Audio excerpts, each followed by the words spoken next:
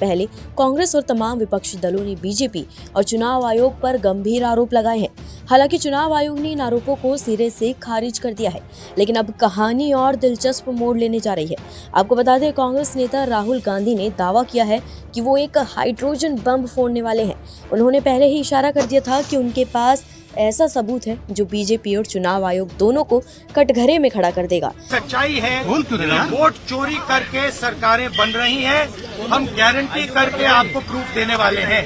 BJP के लोग agitate हो रहे हैं, मैं उनसे कहना चाहता हूं, आप एजिटेट नहीं होइए, क्योंकि हाइड्रोजन बम जब आएगा सारा का सारा साफ हो जाएगा। अब खबर ये है कि राहुल गांधी ये बम प्रधानमंत्री नरेंद्र मोदी के जन्मदिन यानी कि उनके बर्थडे 17 सितंबर को फोड़ सकते हैं।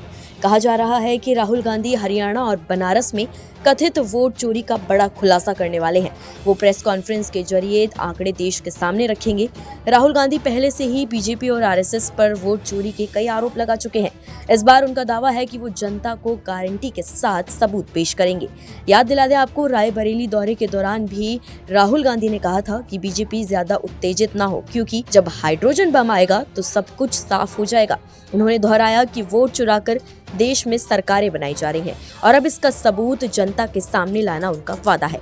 दिलचस्प बात इसमें यह है कि ये दिन सिर्फ खुलासे के लिए ही नहीं बल्कि राजनीति के एक और मुद्दे से भी जुड़ा है। 17 सितंबर को प्रधानमंत्री नरेंद्र मोदी 75 साल के हो जाएंगे। बीजेपी में लंबे समय से ये नियम रहा है कि 75 साल की उम्र में नेता एक्टिव राजनीति से रिटायर हो जाते हैं। इसी नियम के चलते लाल कृष्ण आडवाणी और मुरली मनोहर जोशी जैसे बड़े नेताओं को किनारे किया गया था। कांग्रेस अब ये सवाल भी उठा रही है कि अगर ये नियम सब पर लागू होता है तो नरेंद्र मोदी पर क्यों नहीं? क्या उन्हें सत्ता से इतना प्यार है? कांग्रेस का कहना है कि सत्ता में बने रहने के लिए बीजेपी और संघ अपने नियम बदलते रहते हैं। टीम राहुल गांधी का दावा है कि बीजेपी वोट चोरी करके सत्ता पर कब्जा जमाए रखना चाहती है।